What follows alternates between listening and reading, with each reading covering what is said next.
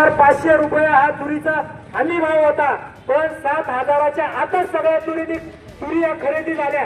सरकारने त्या बाबतीत काही पाऊल उचललं का?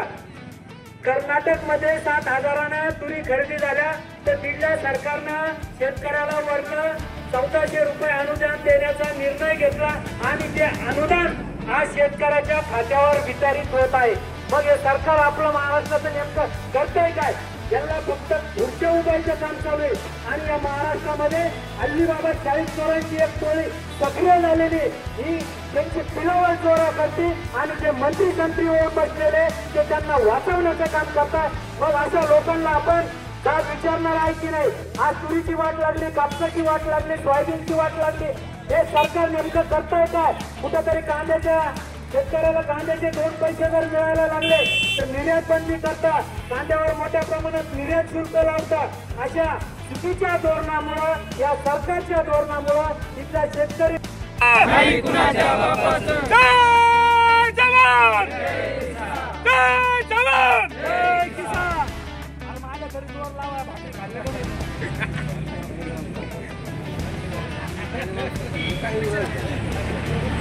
यानंतर गव्हर्नमेंटचा जेव्हा गव्हर्नमेंटचे स्कीमचे पैसे येतात, पीएम किसान म्हणा किंवा अजून कुठले, ते होय पाहून दिले जातात। स्पेसिफिक यांचा विषय काय आहे सांगतो। त्या गटाने कर्ज घेतलेलं होतं, 1,90,000 कोणला कर्ज घेतलं, त्याच्यापैकी त्यांनी 10,000 उचलले, 1,90,000 त्यांच्या खात्यावरच पडलेले होते। तुम्ही म्हणता त्यांनी कर्ज उचललं आता पाहून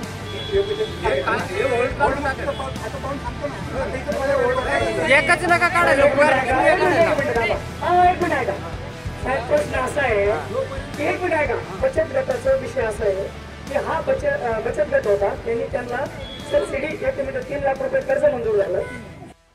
प्रशांत पाटील निकम सर, डॉक्टर अर्जुन पाटील साळुंके, राजेंद्र पाटील जगदाळे भाऊ, सोमनाथजी मोरे, संतोषजी गोरे, दीपक पाटील सानखोडे, अप्पासाहेब पाटील जाधव, ज्ञानेश्वर पाटील तुरकणे, रवींद्र भाऊ सोनवणे, पंडित आबा साळुंके, अतुल पाटील अडाव, जालेंद्र पाटील नागोडे, अजय पाटील मोठे, संकेत पाटील गोरडे, भगवान पाटील जाधव, संतोष पाटील भारती, आकाश पाटील गोरे या सर्वांनी, तसेच आपल्या सर्व परिसरातील, लोणी परिसरातील समस्त शेतकरी बांधव, आपल्या बंधू भगिनी या सर्वांनी आजच्या या निदर्शन आंदोलनात या ठिकाणी भेट दिलेली। आणि निश्चितच एका आंदोलनानं काय होऊ शकतं हे वारंवार आपले अजय पाटील साळुंके हे सिद्ध करून दाखवतात।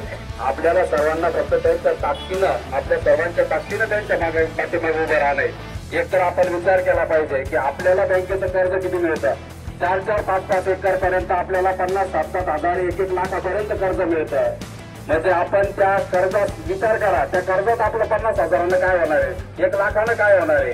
आज जर आपल्या शेजारी जर नाशिक सारख्या भागाचा आपण विचार केला, अगदी 4-5 किलोमीटरवरती जर आपण विचार केला तर त्यांना 1-2-3 लाखापर्यंत कर्ज मिळतं आणि आपल्याला 5-5 एकराला 1-1 लाख कर्ज मिळतं।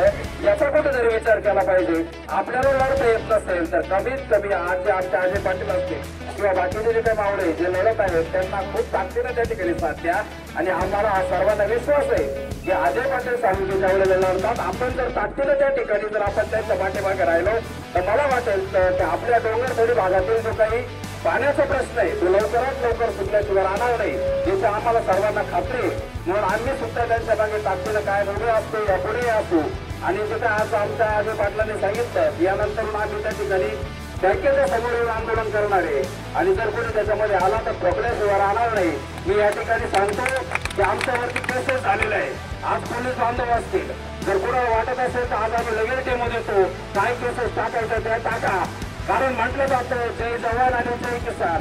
आम्ही त्या ठिकाणी छत्रपती शिवरायांचे, भगतसिंगांचे जर वारसदार असतो आणि जर ते 23 आणि 24व्या वर्षी जर देशासाठी त्या ठिकाणी आपलं बलिदान देऊ शकतात तर आमचं तुम्हाला आज वाटतं कधी कधी वय जास्त झालंय, त्याच्यामुळे आम्हाला त्याची फरक पडत नाही। आणि निश्चितच अजय पाटील आज या सर्वांसमोर सांगतो, आज जेवढे आपले आंदोलक होते ते निवेदन करत होते त्यांच्या समोर सांगतो की आज जीव जरी गेला तरी तुमच्या पाठीमागून कधी हटणार नाही, असं सर्वांच्या वतीने या ठिकाणी देतो। आणि आपल्या ज्या काही समस्या आहे, मला वाटतं खरोखर पाण्याची समस्या आहे, आपला चांदी सोयीचा प्रश्न असेल, त्यानंतर हत्ती घोड्याचा प्रश्न असेल, मण्याड धरणाची उंची असेल, या परिसराला अतिशय काळजीचं करण्याचं गरज आहे. असे प्रकल्प आपल्याकडे आल्याशिवाय त्या ठिकाणी पाण्याचं नियोजन होणार नाही.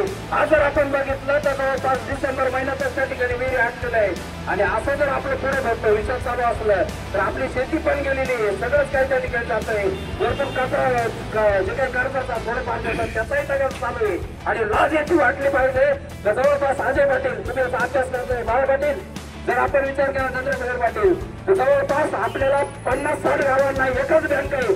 याची आपल्याला लाज वाटली पाहिजे. सर्वात अगोदर तर आपल्याला 2-4 चांगल्या नॅशनल बँका सुद्धा नाही. याची लाज वाटली पाहिजे. एक SBI झाली की आता झालेली त्याच्यात किती कर्ज देतात किती नाही ते सांगता येईल नाही अजून.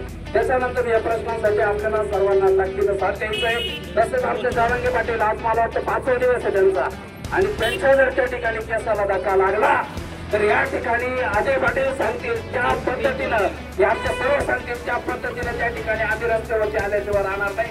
आम्हाला आमच्या जीवाची पर्वा नाही अशी या ठिकाणी सांगतो. आज आपण जास्तीत जास्त संख्येनं आलात त्यासाठी पुन्हा एकदा सर्वांचे धन्यवाद व्यक्त करतो. आताच आमच्या रामाअण्णांनी सांगितलंय की काही ताई आहेत त्यांच्या त्या ठिकाणी घरकुलाचे पैसे आलेले आणि हरामखोरांनी त्याला सुद्धा ओढ लावून ठेवला आहे. तो लवकरात लवकर काढण्यात यावा. नाही काढण्यात आला तर अजय पाटीलच्या वेळेला या ठिकाणी घेतील त्यावेळी आम्ही पुन्हा ताकदीनं त्यांच्या पाठीमागे असू अशा ठिकाणी सांगतो. पुन्हा एकदा सर्वांचे सर्व परिसरातील शेतकऱ्यांचे सर्व बांधवांचे या ठिकाणी आभार मानतो. थांबतो. जय हिंद जय महाराष्ट्र.